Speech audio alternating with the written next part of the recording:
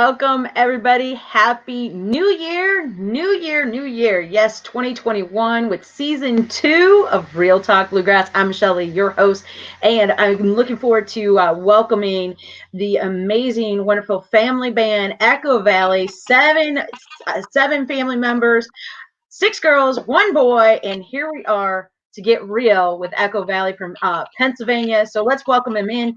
They have been definitely keeping themselves busy through quarantine. How are you guys? We're good. How are you? Good. Well, it's been a while. I mean, it's been officially over a year since I've seen all of you. Of course, last time I saw you was 2019 IBMA, and just unreal about that, huh? Yeah. I think the last time I saw you, we got a picture with you holding your DJ award. Yes, most likely. I'm sure it is. Yeah. I mean, of course, that was a phenomenal year for everybody. That wasn't your first time at IBMA. That was your second year attending the International Bluegrass Music Association's World of Bluegrass. Um, but before we kind of talk about those experiences, tell us a little bit about each of you guys, because there's some folks that, are seeing you guys for the first time, and many probably seeing you for 100th time. So, Liz, let's start with you. Okay. Well, I'm Lizzie, and I'm the oldest of the band, and I play guitar and sing. We all sing. Yeah, and I do a lot of the sort of behind the scenes camera work, though a lot of these girls are starting to take over now. I've been teaching them this over the year. And I'm Emily. I'm the second oldest of the band, and I play the fiddle and sing. I'm Isabel. I play the mandolin and sometimes the fiddle. I'm Olivia. I play the banjo and the fiddle, and every once in a while the bass, and I sing. I'm Emmeline, and I play the bass mainly, and I play a little bit of guitar and mandolin. I'm Anna Mae, and I play mandolin. And sing. That's it. I'm David, and I play banjo and I sing. Well, oh my gosh, I gotta admit, David, you definitely have grown up since I first met y'all back in 2018 when you guys came to the station, and you didn't say much then, but you have been saying a lot since then. But now your voice is definitely taking a different tone out there. Yeah, yes. Yeah. His voice broke over quarantine. Of course, 2020, definitely not a year what everybody was expecting. And I know you guys had a lot of great things lined up coming out of 2019, of course, being at IBMA.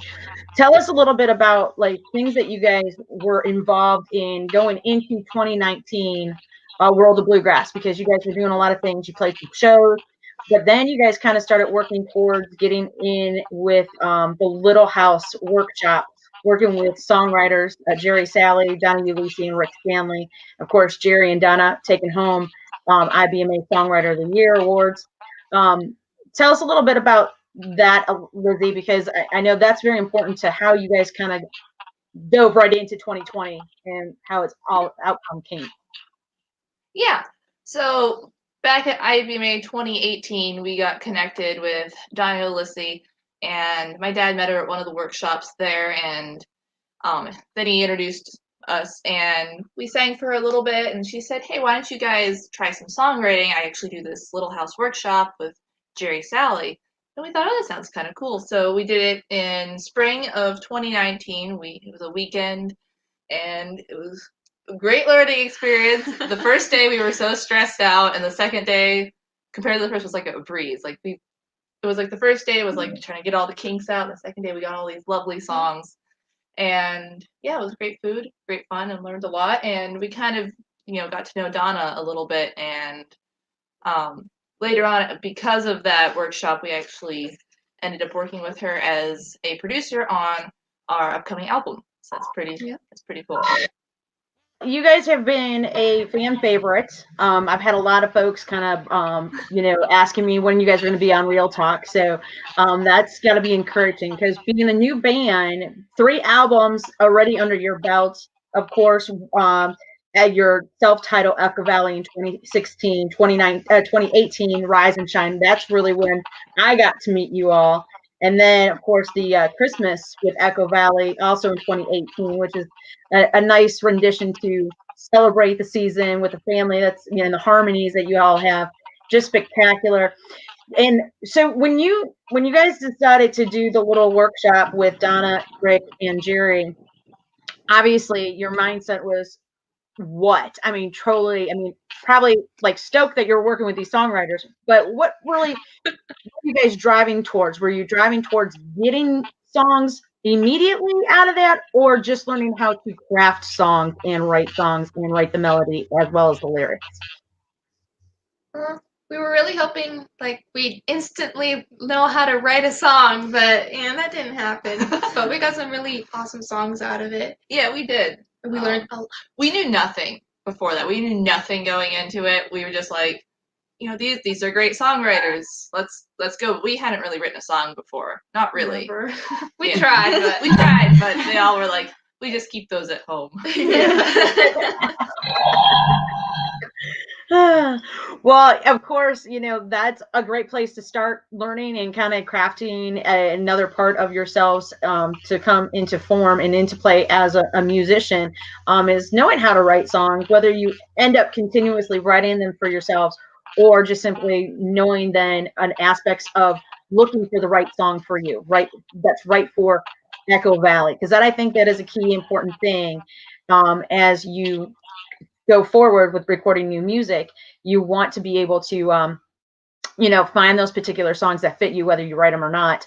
But you know, as folks are tuning in, we got to give some big shout outs. We got folks from California tuning in here right now in Real Talk, Rick, and as well as we have Joan out there, Brian, of course, and the family, and also from Pennsylvania. We got Sandra out in Canada, tuning in. We appreciate everybody joining us. But so as we you know, talk a little bit about the adventures that you guys have already taken in this short span. I mean, you guys been playing since 2009, but your age, you guys you're young, you know. I mean, David, I know just turned 12, and that. How did you guys, you know, when you guys started off, decide this is the music that you want to play? This is what you want to play, bluegrass and bluegrass gospel. How did you guys decide that as a family? It really just kind of happened because we grew up listening to the Oh Brother Where Art Thou soundtrack, and we loved it. And I started playing the fiddle. Lizzie picked up the guitar, and just it kind of built from there. And then we just kind of found our own style of bluegrass, and it just keeps growing from there, really. So Joe and Diane are asking, they want to know what if you guys have what are your top 5 songs that you love to play, whether it's your own or maybe it's someone else's that you love to play. Go ahead and answer that for me, Lizzie. Only no. 5? Okay, well, My Prayer, written by Donna Ellisy. Wildest Dreams, written by Donna Ellisy. Preacher. Oh, we're gonna find a preacher, written by Donna Ellisy. Singing the blues. Singing the Blues, not written by Donna Ellisy. How many was that? That's 4. That's 4. One more. To My Soul. Oh, To My Soul I Do, written by Donna Ellisy. Yeah. So obviously, huge Donna Ellisy fans. On that aspect, how does that feel been working with her? Because you guys been in the studio working with her on this next new album, right? Mm-hmm. Yep. Yeah, it's we're all done recording now, and it's in the mixing process. But yeah, it was a really fun experience. I mean, we started recording in December of 2019, and then we got a little bit done during Spigma. Mm-hmm. We went down a couple days early, so that was February 2020. And then after that, you know, we had this long drought of a lot of Zoom calls, and we were able to make it down in July. Because of technical stuff, COVID, etc., we ended up recording the first part of the CD with Chris Latham. Oh, hey, that's cool. There's in the photo there. Yeah, we ended up recording the first half with Chris Latham, And then the second half of the CD, we ended up recording with Rebecca Long. And she has a nice studio that she just put in to her house there. And so that was really fun. We actually stayed at her house during that time and recorded. So it was fun to, like, you know, you wake up, you walk out the door, and you walk like 2 feet into the studio and you're ready to go. Yeah. So that was kind of fun. Convenient. But yeah, and Chris Latham was also mixing the entire thing. So Yes. Awesome. Now, to 2020, you guys went out to Spigma. Was that your first time at Spigma and participated in the band competition? no, we did it the year before as well in 2018. Yes. Yes? No, No, 19. What year is it? I don't know. I don't know. How is That was our second time. How was your experience when you guys went to Spigma? Of course, this year Spigma not taking place due to the COVID and the pandemic. But what has been your feel about, you know, getting in a chance to be there, doing the jamming, playing on that stage, competing in a band competition? I know most of you have done individual competitions, and we'll talk about that here in a bit. But as a full family band competing, how was that for you? And Emily, I want you to kind of kick that one off for me. It was definitely a learning experience the first year. And so we kind of took what we learned from that and went to the next year. And we were so nervous to going into it, but it was a lot of fun. It was good to work together, figure things out, and all the practice and the hard work that went beforehand to make it happen for us. So how was it? Obviously, you met some of your heroes, some of the folks that you guys looked up to at Spigma, because some folks, you know, the difference between Spigma and IBMA, not everybody goes to each. So, and they both have their own different kind of artists and fans that kind of attend each of those. How has each of those differed for you to enjoy in each aspects that you're looking for to coming out of that? Isabella?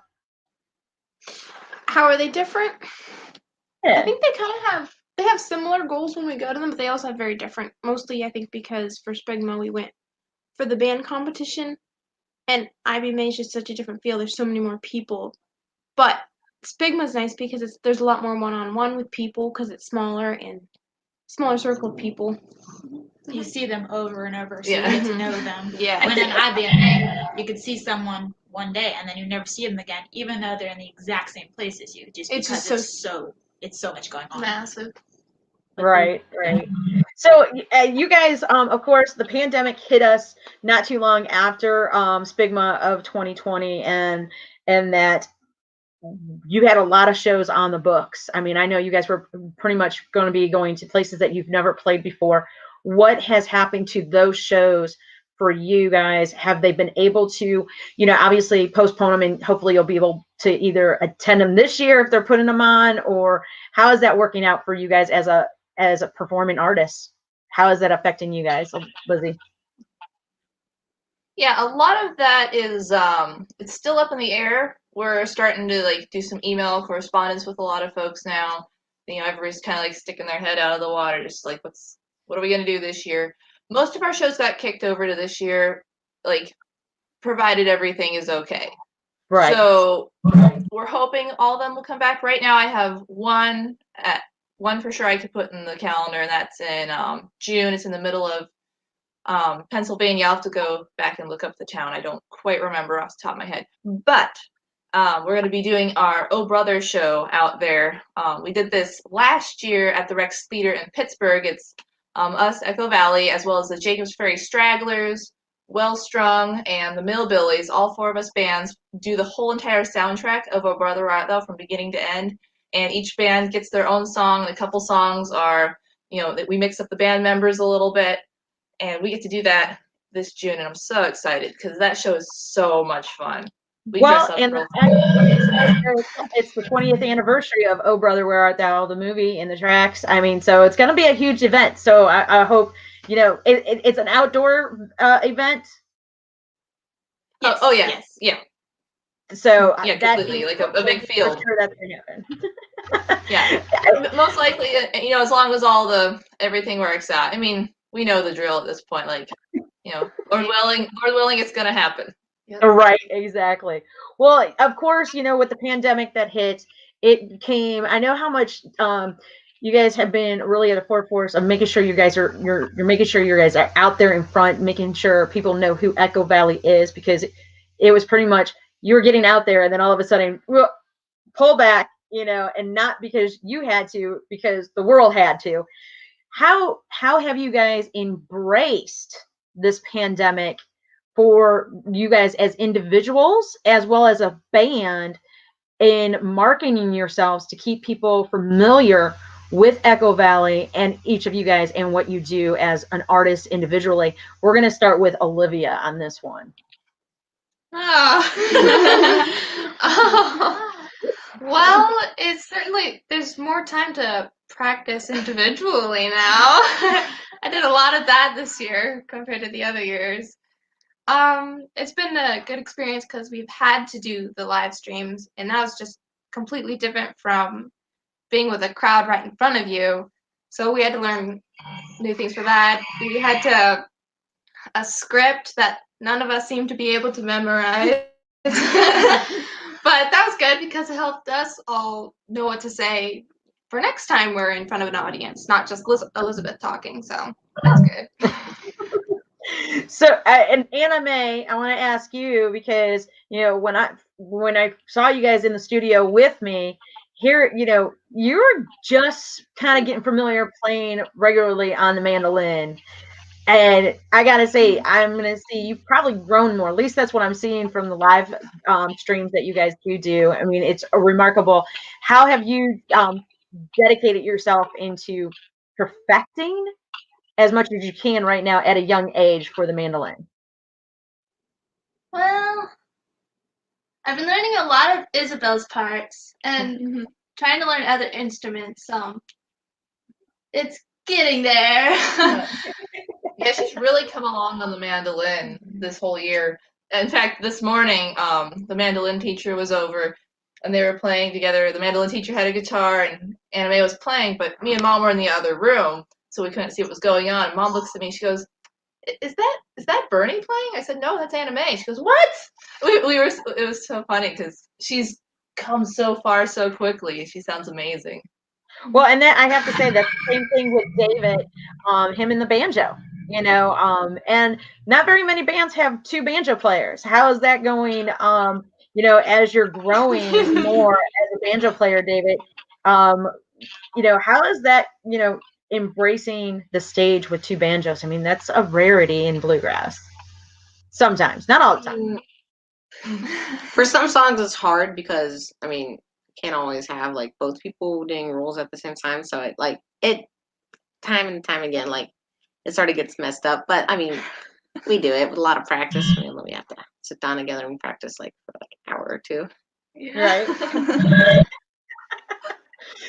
And of course, as you look at, I don't want to say you guys are like the three forefront of the band, but Lizzie, Emily, and Isabel. I mean, you guys are pretty much the strong in your instruments because you've competed in competitions. I know Lizzie, you've assisted with your sisters in their competitions, and you guys taken home some amazing, great championships in that. How do you keep growing, during a pandemic when competitions aren't happening? We'll go with Emily first. I think the live streams really helped us because we're not playing for different audiences every show, so you can't repeat the same things. Mm-hmm. So we would have to really practice really hard to get these songs really tight and good, and so that extra practice time really grew our skills. And song challenge. So yeah, we would do a song challenge every week where we'd pick a fan. Fans would put comments in, and we put them in a hat, pick it out. And so it'd be a brand new song we had never touched before. And so that was actually one of the biggest things for us in growing our skills and learning how to keep it together and sounding good. Right. Well, one of the other key things that obviously everybody, when they see Echo Valley's name on a flyer, a festival flyer, or, on a tour schedule, and that they know they're getting a show with style. You guys have a particular style, and Rick from California. I love this question because I was getting to this question anyways, because of the fact that you guys dress in costumes, you dress up for the stage, and I think that is one of the key things when you're performing. People are not just there to hear you sing; they want to see a full show. And they know they're seeing multiple people, but you want to also stand out. So Rick, his question is this: when you're on the road, obviously I know you guys travel in a van and that. So who takes the longest to get ready for a show, and who is the quickest? Well, I'd say shortest is definitely David, because he doesn't have like hair to brush and makeup to put on. Yeah, that's not fair. Longest is probably Elizabeth, for Yeah. sure. For sure. And why is that? Stop it. Nothing wrong with that. And of course, the other question he had, and we all know we love food. You guys have a beautiful farm. You guys raise your animals, and that. But when you're on the road, where do you stop to eat? What do you guys do for food when you guys are out on the road? Are you packing or are you stopping? We eat out of a cooler. Yeah. We make sandwiches and things like that. Mama is really good with having good variety of food for us while we're on the road, because otherwise, if we stop for every meal, that gets a little bit expensive for this many people. So Yeah. we definitely, Yeah. Mom's good at that. Once a year, we'll stop at Cracker Barrel. Special occasions. Yeah. After you've done a big show, you've prepped for months on it, and we'll stop at Cracker Barrel on the way home, and it'll be so nice and relaxing, because it's like, not real food, but like a full Hot meal, and you're not meal. just snacking on the go. Like, Mom, do you have anything I can grab really quick? Pretzels again. Yeah. And chicken salad. Yeah. So I want to go back a couple years, 2018. You guys were in the WOBL studios, in the studios with me. We had a lot of great fun, but then we ventured out later on that day, and I cannot not talk about it. I mean, the Brizzy's corn maze, that was a day that we just had so much fun. Got lost a few times in the maze, the corn maze. But I mean, when you guys get a chance to do something like that, is it things like that you guys like doing when you're not on the road? Or do you like doing that and making a stop to do something like that on the road when you get a chance to have some extra fun? We do it on the road, I'd say.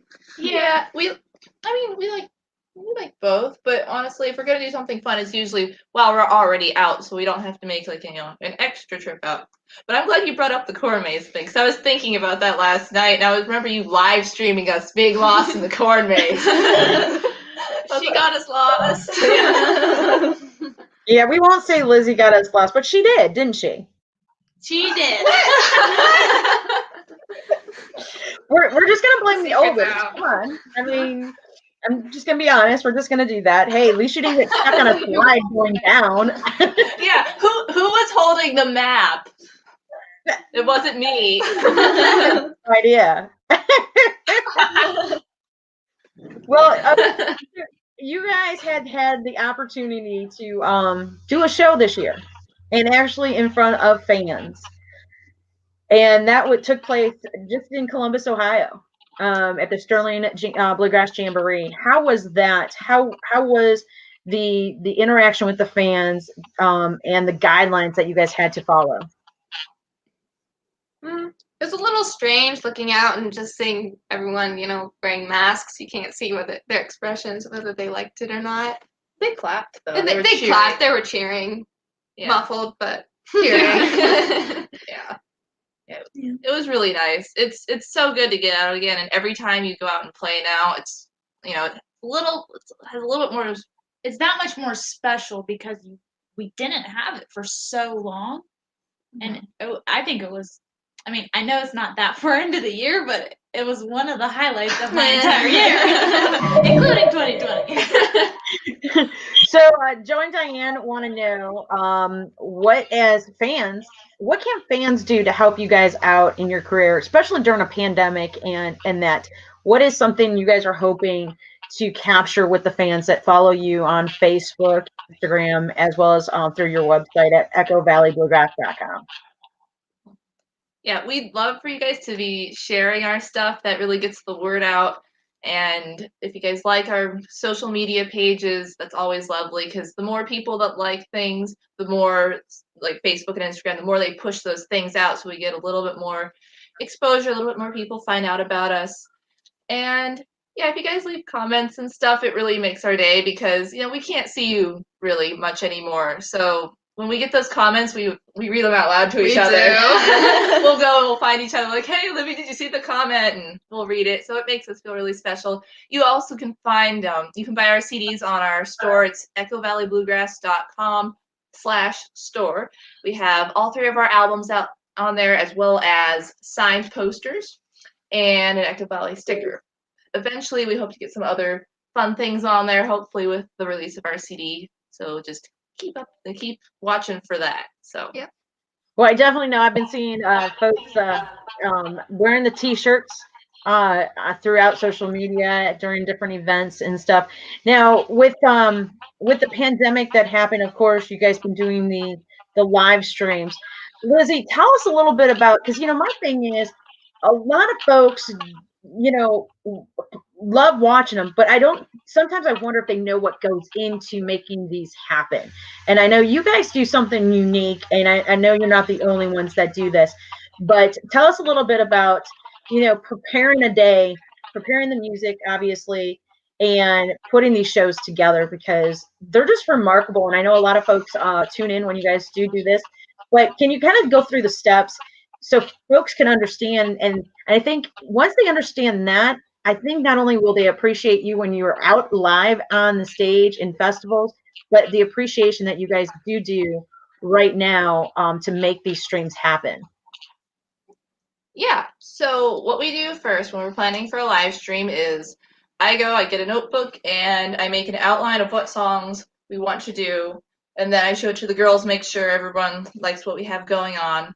And then we go and we make a script, and we're not that great ad-libbers, so we need a script. So we go and we write in, where are we putting our jokes? Where are we going to, talk about the website?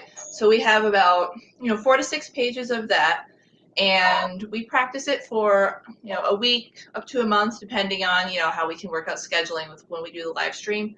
And then we pre-record everything on a Thursday, and we make sure to do everything in one take. So, well, mostly one take. It's usually we do it in like 3 chunks. That gives us a chance if anyone needs to adjust anything, retune, a string breaks, there's opportunity for that. But those 3 chunks are all live to give the feeling of a live show. So if there's a mistake, we just keep rolling. You keep going with it. If someone, makes an unexpected joke, it's in there. It's all live. Just it's pre-recorded live, but it's live. And so we edit on Fridays, and then Saturday morning I usually get up and I drive to the nearby McDonald's, and I sit in the parking lot and connect to the internet there, and I upload it, and I have it set for, we have a program that goes and puts it on, it schedules the live stream, and so 7 o'clock on that particular Saturday, it goes live on Facebook and YouTube. So who the jokes, or who comes up with the jokes and the skits that you guys do in the show? We all do. Yeah, it's kind of a group effort. Mm-hmm. Yeah, look what joke I found. Ooh, that's terrible. We gotta do it.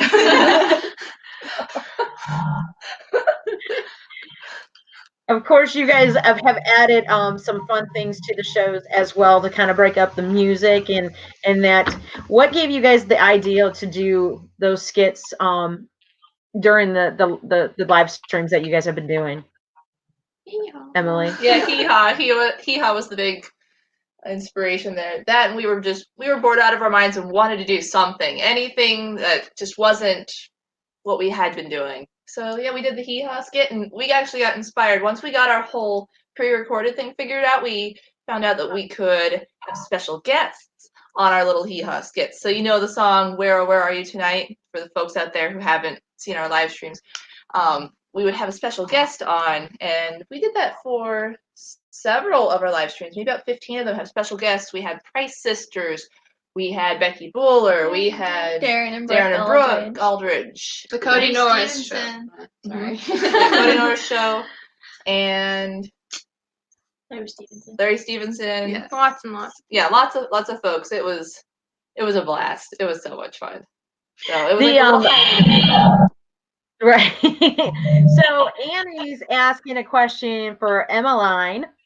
Yes.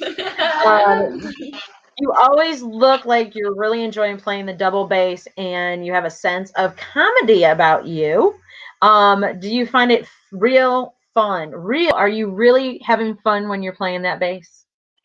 Oh yeah, lots of fun. it's like I kind of just like make it up a lot of the times, and they don't know what I'm doing a lot of the times. We never do. And so a lot of times when I'm laughing, it's because they look at me like, "What are you doing?" And I'm like, "I don't know." She has this smile we call the bass smile. And so she's up there, and then she did something she really likes, so she'll go like that. So we call it her bass smile.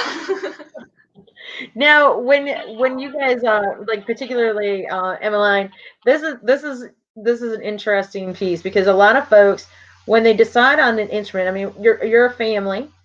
There's 7 of you. How did you guys decide the instrument that you guys are predominantly playing? So I mean, like the bass. What gravitated you to the bass? Well, they needed a bass player, and So we hired you. yes, I was hired. She used to stand on a stool to play bass. The first couple of years, she was so small that we had to get like a milk crate or a stool for her to stand on so she could reach. Now, obviously, David, I mean, you're the sole gentleman of the band. They had a banjo player, but what made you decide, I want to play the banjo, not the dobro, not the guitar. I want to be the banjo man. Well, I always really wanted to play the banjo before we ever had a banjo player, and I always thought it was really cool, and so I was like, I'm going to learn the banjo. And Lily started it, and I was like, oh well. Played it anyway. Yeah. And Olivia, when did you start playing the banjo? A little over 2 years ago. Really? It took me a while to get into it, but What was your predominant known instrument before the banjo? the fiddle. We do trio fiddles, and I mostly just sang though. But now I have something to do on stage, so that's good. And Isabel, how about you? I mean, you're predominantly known as the mandolinist of the group, and how did you get involved with all that you do? I think the biggest reason is when I was really young, we had a mandolin that was blue, and I thought it was so pretty, and I wanted to learn to play it so bad. Now, since then, we have since gotten rid of the blue mandolin, but that was the source of my inspiration. It was blue. I think right there's a song, a blue mandolin song. That's where you guys got to think about writing.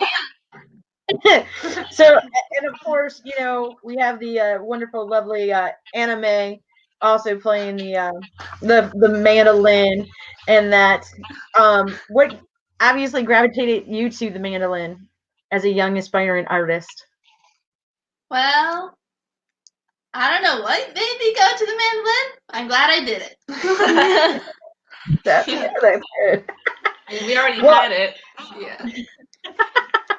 And of course, Emily, you're one of the ones who have competed in fiddle competitions and been Maryland State Fiddle Contest grand champ. Obviously, you've been playing the fiddle for some time. What gravitated you to the fiddle? Because none of these instruments are easy to play. That is for sure. It takes time and practice. But to be a grand champ, it's got to be a remarkable feel for what you do. Yeah, I actually started when I was 4, and I started on the classical violin. And when I think I was 10, I went to a fiddle contest just to listen. I happened to be passing by with my family, and I looked at my dad and I said, I want to do that. And I think it was the next year I competed in my first one, and I was so nervous, and that's kind of your pinky. I broke my pinky finger 2 days before, but I still was able to go, and Made a splint out of a popsicle stick. and ever since then, the fiddle just really stuck. I love the fiddle so much, and it's just so much fun to play. Right. Now, of course, Lizzie, we left you as the late bloomer of asking this because you do multiple things. And your main instrument is the guitar and vocals, as well as Emily's vocally as well. But what got you into playing the guitar out of all these instruments? Why the guitar? Well, it was a good accompaniment instrument. Emily already played violin at the time, and we needed something to fill in. And I dabbled in flute for a little bit, but just flute and violin with nothing to like support it. I don't know. I didn't like that. So I did guitar. My mom knew a little bit of guitar, and so I'd watch her a little bit, and then I had a teacher for a couple of years. And yeah, my dad played it, and yeah, I don't know. It was just one of those things like it's there, it sounds good, might as well. You know, it wasn't like a ton of thought, like, oh, I love this, I should really play this. It was just like, oh, cool, guitar, you know? And then it kind of slowly grew. Well, and how long? Steve wants to know how long does it typically take you guys to learn a new song when you guys grab a new song that you guys want to put into your shows? We've done it in as little as a week before, but Even less. than that, where we realized, oh no, we need this kind of song for the show. But typically our best is when we have 2 solid weeks of practicing it, working out all of the kinks in it, figuring every detail out, and then we perform it for people. That's another thing. Before COVID, it took us a good month to learn a new song. So the live streams, they made us have to learn new songs faster. So we've done a lot better with that.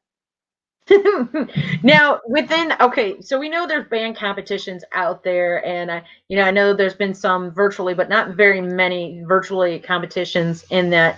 But within the family, do you guys ever like have like a banjo off or fiddle off or a mandolin off? Do you guys like, have a nice, fun feel competition of who's going to do something spectacular on each of those instruments?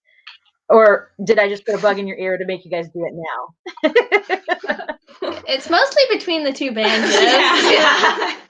The 2 banjos. They all the time, constantly. Theme time, all day. Yeah, it never starts out as a competition, but then it starts getting louder and louder and faster and faster. That's not how it goes, David. Well, yes, it is. This is how it goes. Oh. Now, I see that we have another question from Emmeline. Are you a guitar player as well? Earl's asking. Yeah, I play in a few songs in the band, but not very many. I typically do flat picking mostly. Oh, fun story about Emmeline and her guitar playing. So a couple of years ago, we entered a contest. We did a guitar contest, and we both played. I played my bit, and she accompanied me, and then we swapped. And I go, and I get 3rd place, and I was so excited. I'm like, I got 3rd place. This is great. And then Emmeline goes and wins. So obviously, She's very good. Earlier, a lot of folks, when they see Echo Valley's name on a festival flyer or on a schedule, they know what they're getting, and they know that they're getting that show, that style, that look. Was this something that you guys discussed about to kind of brand yourself with the look that you have, with the old style look? Like, I mean, you guys, when you do your a lot of your harmonize, it reminds me of the Andrews Sisters, and the style kind of comes from that era. Was that something that was embraced individually, and you guys were like, oh, let's do this? Or was this a suggestion from fans or your parents? It was a little bit of a lot of things. As far as the sound goes, like the Andrews Sisters sound, not all of our songs are Andrews Sisters sound, but we all like that stuff. We all like have it in our playlists on Spotify. We really try to play like what we like, so it comes across on stage that we like it. So if we want to do a little bit more of a bluesy thing, we do, but we always make sure to bring it back into the main brand. But as far as the look goes, the look started when we did the Oh Brother Where Art Thou show at the Rex Theater in Pittsburgh. What was it, 2 years ago, 2019? Yeah. Yes, 2019, almost 2 years ago. And we were told, hey, can you guys dress up like you're from the Oh Brother Where Art Thou movie? And we're like, oh, sure, we can do that. We like to sew. And so we put together some outfits and some fun shoes and hats and makeup and stuff. And after that show, we posted the photos on Facebook. And we started getting messages from friends and family and fans. Everyone was like, oh my goodness, I love that. I can't believe it. That looks great on you guys. And we're like, really? I don't know. I had no idea. And so we thought, oh, well, should we kind of try to play to that? So we did a couple shows after that with our, our old-fashioned dresses, I guess you could call them. And yeah, and it just took off. Everyone loved it. So for IBMA of 2019, we decided the whole entire week we're going to just wear our dresses. And so we sewed for like 3 days straight, trying to get all those dresses done. And everyone loved it. We had 3 different sets. Yeah, 3 sets, so we could always be 6. They can't be dried in the dryer because they're homemade. We don't want anything to shrink or go wonky on us. So we'd be wearing one set would be in the wash and hang drying, and then The other one The other would one be would ready be for the next day. ready for the Ready next to day. be ironed. Yeah. for Ready to the be next ironed. day. It's like 2 hours of ironing.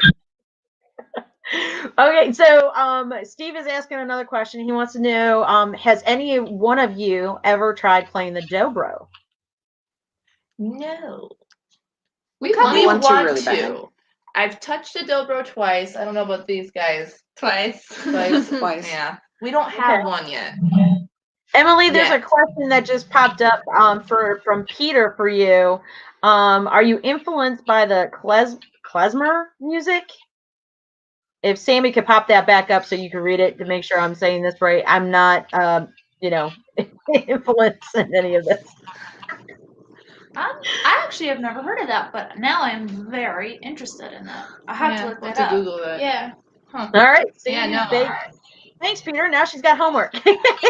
Yeah, I can learn something new now.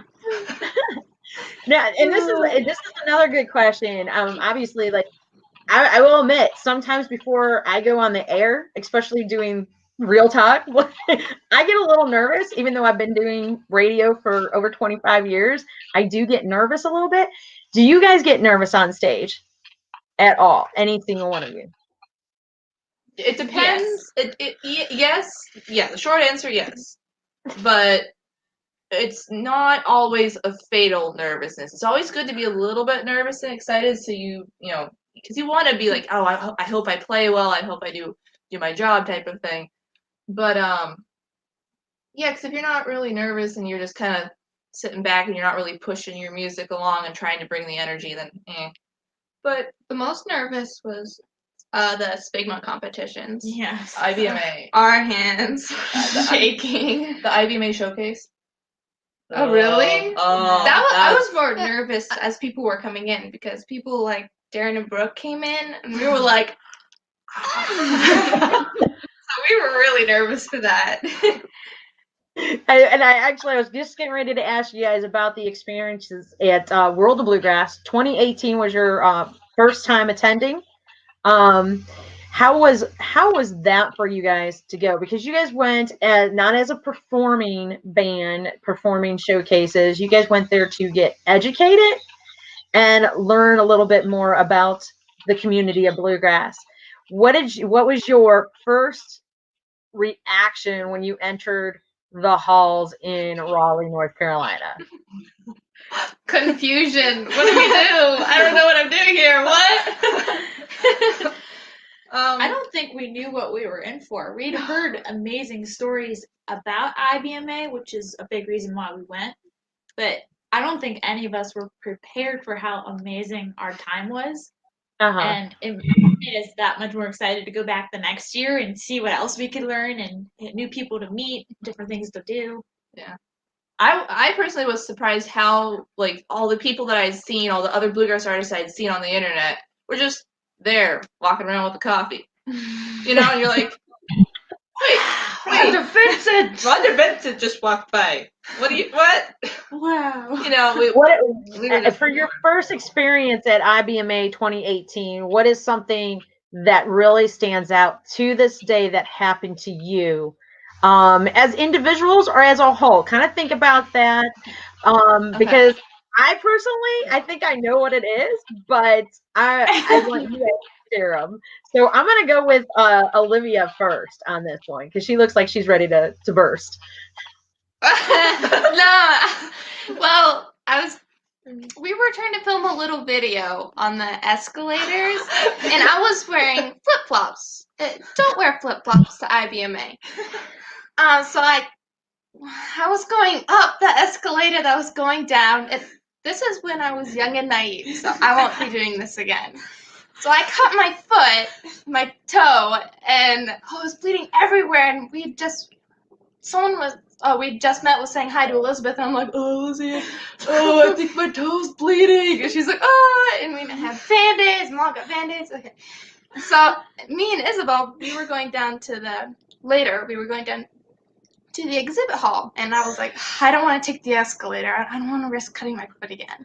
So I went down the stairs, and I skipped 2 stairs, and I sprained my ankle really bad. The other foot, I sprained it really bad. So I was limping around the whole time with this cut up toe and sprained ankle. It was the last day though, thankfully, but that was really definitely something to memorable. remember. I wasn't gonna go with that, but that works. I think for all of us, though, as a whole, like our most memorable moment from that first time was we were in the hallways jamming, just having a good time, and Rhonda Vincent walks by and she comes up and she goes, "Hey, you guys want to play a song?"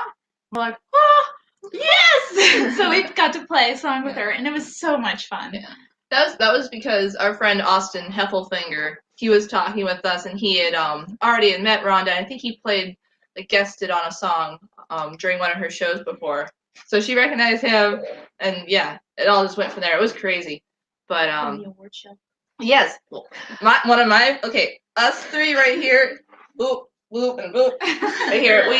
We got to go to the award show. Michelle, you actually took me as your +1 on that. And then Emily and Olivia got last minute tickets from Joe Mullins, I believe. He had 2 extras at the last minute, so we all got dressed and went. And that blew my mind. I don't know about you guys, but seeing all those people on that big stage, like it was goosebumps the entire night. I was screaming, and it was great. It was What about the backstage experience, the red carpet? Obviously, we didn't walk the red carpet in 2018, but you got to mingle with Hall of Famers in the reception before the award show. I mean, that's what I was waiting for you guys to mention besides the Ron Vincent part. I didn't know about the escalator part, but now that's like Yeah. I didn't tell too many people. But so, you look at that, 2018 was a great experience for you guys to kind of get your feet wet and kind of lay the ground for 2019, World of Bluegrass, Raleigh, North Carolina. This is where you guys pretty much, said, we're here, we're ready to perform, and book some gigs, and get us out there and playing some more. What did you guys take from, obviously you participated in some of the seminars, the luncheons, as well as, the after hour showcases. What did you guys take that from 2019 that you were, obviously didn't have the chance to experience from 2018, and, the encouragement of folks going year after year? Do you encourage people doing that? Do you think it's important, no matter if you're an up and coming band or an established band that's been out there for years, to kind of, be part of it, to help others kind of step forward and branch out more? Elizabeth, we're going to go with you on this one. Yeah. Yeah. I mean, on our part, going, the second year was, twice as much fun as the first. It's really fun for us as artists, getting to see other artists who have done this thing for so long, you get to say hi to them and you get to see like, what cool instrument licks they're doing. You get to see just, their stage presence. You sit there and watch, you go, wow, that's such a cool thing you do, and it's such a great example and an inspiration for all of us. And so many people there are willing to talk to you and kind of help you, give you advice, help you learn and grow. Mhm. And it's just a really great big community, and everybody's really helpful. Nice. Yeah. Now, of course, I know for myself and other fans and artists that attend Spigma and IBMA World of Bluegrass, like Rick said, it's IB mostly awake. I mean, you're pretty much awake 24/7 when you go to this week-long conference and participate in everything and everything. Do you feel what you put in is what you're getting out when you attend? Absolutely. Oh, absolutely. We would not be the band that we are if we hadn't gone both times, hands down. Because Now, not only go ahead, finish up. not only is the experience of being there something, the practice you put in beforehand, because a lot of people are going to be there. There's fans coming to see you as well because those evening showcases, and so you're like, I have to be on my A game. So we all just practice our butts off. It's intense, but it's so worth it, because then afterwards you're like, wow, I couldn't play this before, and now it's really easy. So yeah. So as you guys venture into 2021, what is one thing you guys reflect on what you've learned from 2020 and 2019 to move forward? I mean, yes, we're still in a pandemic. Restrictions are still in place for festivals as for artists to perform. What are you guys looking forward to accomplishing in 2021? I think we're really excited to put all of the work that we've had in the past live streams, we had to learn how to work without people watching us and feeding off their energy. So I'm excited to see how that will grow even more, and I'm really excited to release our album. I'm so excited to do that. Oh yeah, it's gonna be good, you guys. We're so excited. It's very different from our Rise and Shine album, but not in a bad way. It's because we've gotten older, we've gotten better at our instruments, we've gotten better at singing. Donna is a great vocal coach, folks. Absolutely. Just want to put that out there. She's fab, and yeah, the whole CD is it's sounding epic. I get goosebumps on it, and it's listening to my own voice. So I know. I know Donna is a big influence on all of you and for what you do. And just going back to the top 5 songs that you guys love to play. But who is each of your own influences? It doesn't have to be someone necessarily in bluegrass. It could be anyone that is a huge influence in what you do as an individual. We're gonna go down. We're gonna start with David and go across, and then back up to Emily, and then over. Okay. I will be your fingers. Border Ride. Border Ride. Yeah. Okay. Does that work for you? We didn't think this question through. Why don't we go with Emily? Then we'll come back to you. That you can think about it. Yeah. I think for me personally, I don't have just one because there's so many amazing people out there, but Donna Ulysses is definitely a big one for me. Ooh, surprise! And Becky Buller as well. And so many different. I can't even name them all. There's just so many. How about you, Olivia? Alison Krauss. Oh, my goodness. That's my dream, is to go see her in Union Station play. Like, that's like my dream. How about you, Annabelle? I don't know yet. I'm still trying to figure it out. Okay, Isabel. I kind of would have to go with Olivia on Alison Krauss, and a lot of Celtic people I listen to. What about you, Lonnie? Also Alison Krauss and Rhonda Vincent and Becky Buller, and also our music teacher, my guitar teacher. He's been extremely helpful. Yeah. And he plays really pretty. His name's Bernie, and he teaches us guitar, banjo, and mandolin. So he really knows his stuff. He's really good. I think my inspirations would probably be I out of bluegrass. I really like Josh Groban. I like his stuff. But I don't know, Becky Buller, Balsam Range, Donna, the works. How about you, Dave? Did you think of one? Well, Becky Buller was definitely one.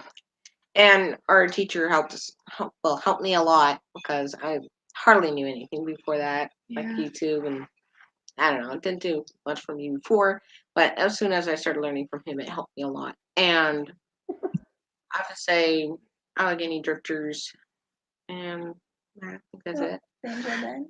Well, Banjo Ben, Oh, Banjo Ben. his lessons Banjo helped Ben, a lot. Yeah.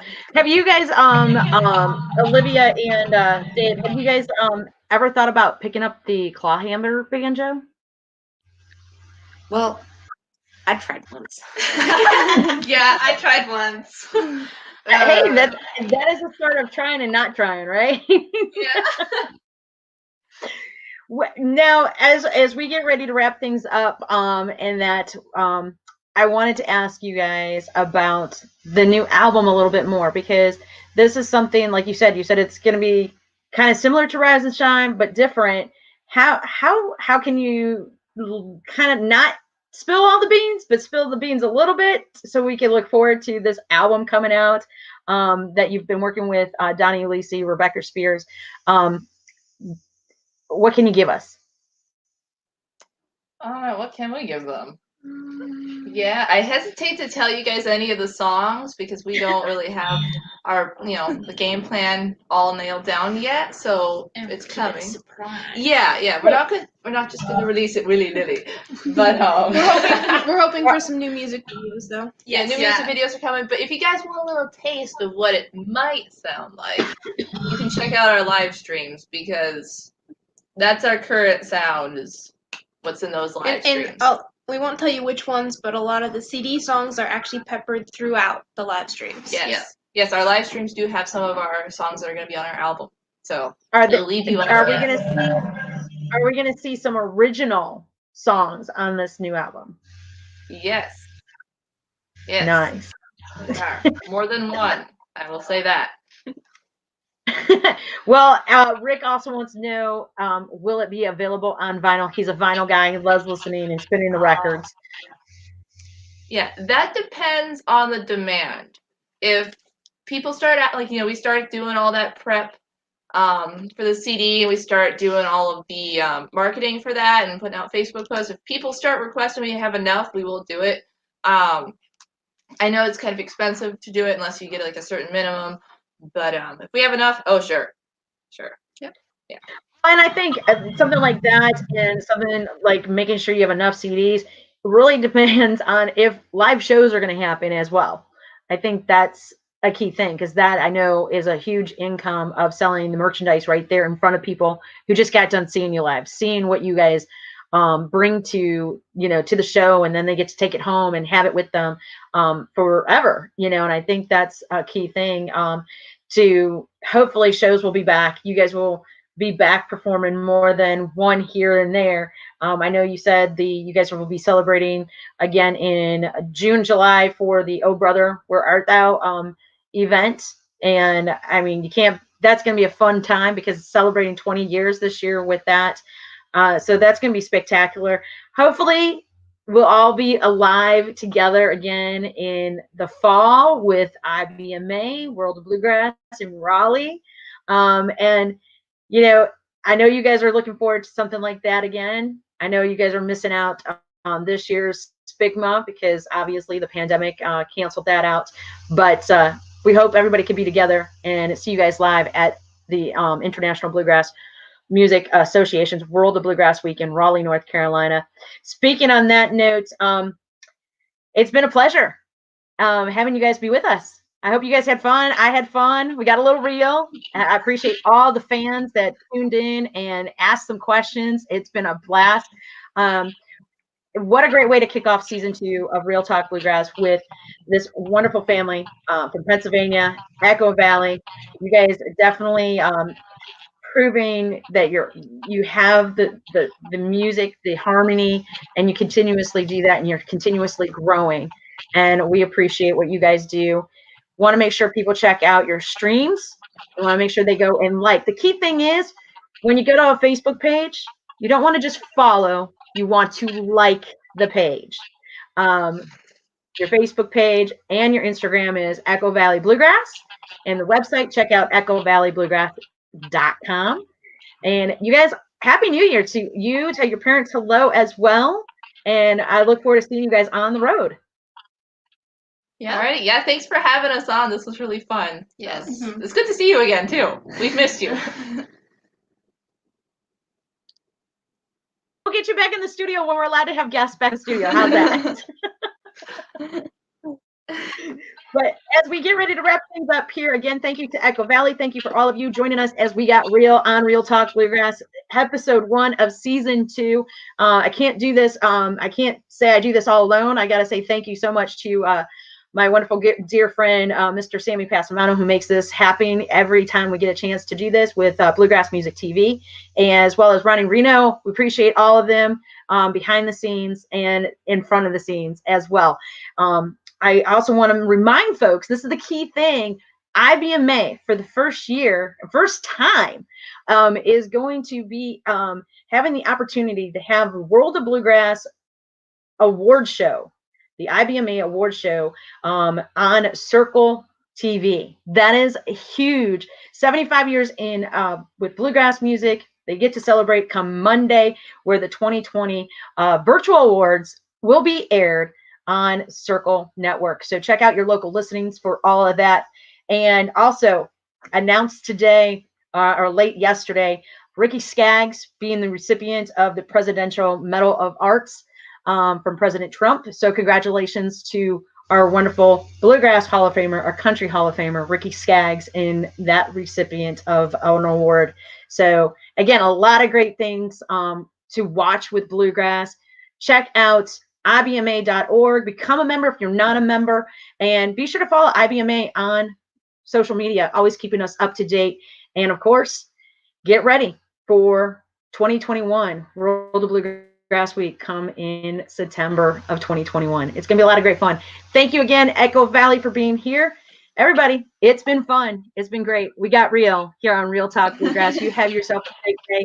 I will be on the Smoke Country Jam tomorrow from 10 to 2 on WOBL. You can catch the Bluegrass Borderline Sunday afternoon at noon with me, Michelle Lee, with all the best mix in Bluegrass and your Bluegrass Hall of Famers. You have yourself a wonderful evening. Episode 2 of Echo, Season 2, Episode 2 will be coming at you January 28th. We're going to be welcoming Grammy Award nominee Rick Lang and fellow songwriter Troy Engel, 2 amazing songwriters in the industry. Looking forward to having them on. Again, thank you, everybody. All right. Until Thanks next for time. having us. Hi, thank you. All right, you You too. too.